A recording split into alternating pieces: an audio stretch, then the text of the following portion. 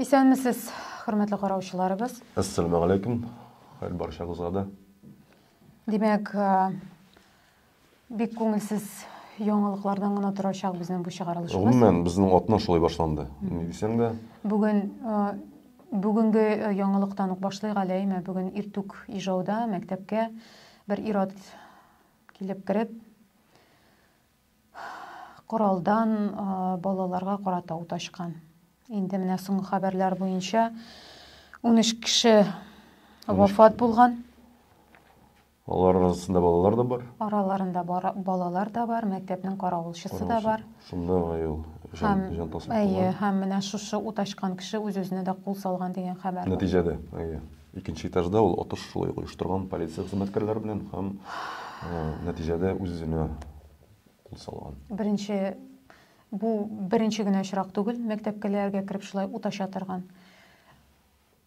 Инде беренче ике очрагыннан соң да күпме сүз булды. Балаларны саклыйбыз дигән. Нәрсәдә булса үзгәрергә тиеш иде. Саклык чаралары көчәйтелер дип, ләкин чынлыкта бер-ике атна гына шул турыда сүз куертты балалар да бар да кире үз урынына кайта. Мәктәпләрдә менә шундый пропускной система булган мәктәпләрдә дә рәхәтләнеп мәктәп эченә үтеп кереп була көн дәвамында. Мине бүтән сүзем юк. Чираттагысына күчик. Иркутск өлкәсенең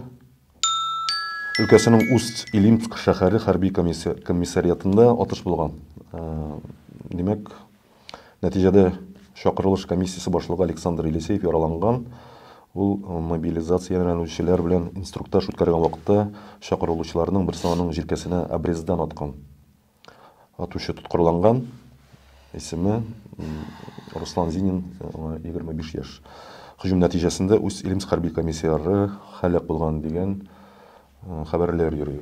Бу әлегә расланмаган, ахырына кадәр дәлилләмәгән. Шуңа күрә әлегә менә шундый яңалыклар. Менә монда да бер нәрсә дә өстәп булмый, кеше әлбәт нәрсәгә аттың дигән сорауга беләсең нәрсә дип җавап биргән, чөнки минем дустымны чакырганнар хәрби хезмәткә дип. Мобилизацияләнгән дип.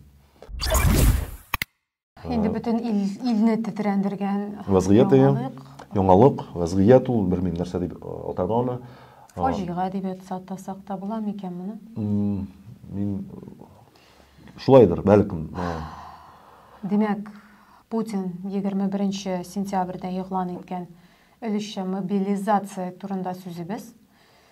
Алдан әйтелгәнчә, илдәге ир-атларны берничә категориягә бүлеп, аларны берничә дулкын чакырылыш компанияләре үткәреп җыялар дигән хәбәр булган иде, ләкин төрле хәбәрләрдән күренгәнчә, кайбер гыйдәләр бик үтәлеп тә бетми бугай, Кайбер критерийлар дигәндә Беренче категориягә кемнәр керәсең димәктән, инде дуслар, сез моны үзегез дә бик яхшы беләсез, һәрберегез дә яңалыклар укып кына торасыздыр. Димәк, беренче категориядә армиядә хезмәт итүчеләр, аларның белгечлекләре иң кирәкле саналган хәзерге вакытта, Хәрби тәҗрибә булган. Хәрби тәҗрибәсе булган, һәм инде менә шул хәрби җыеннарда катнашып, оборона министрлыгыннан нинди дә булса түләүләр алган кешеләр турында. Контрактниклар инде монда күбесендер инде.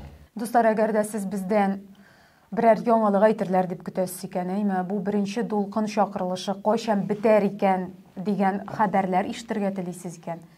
Дөресен әйтәбез, без белмибез. Аптыраган әле дә без дә, шуңа күрә Аллага тапшырган. Белгән дугаларыбызны укыгыз. Ассаламу алейкум.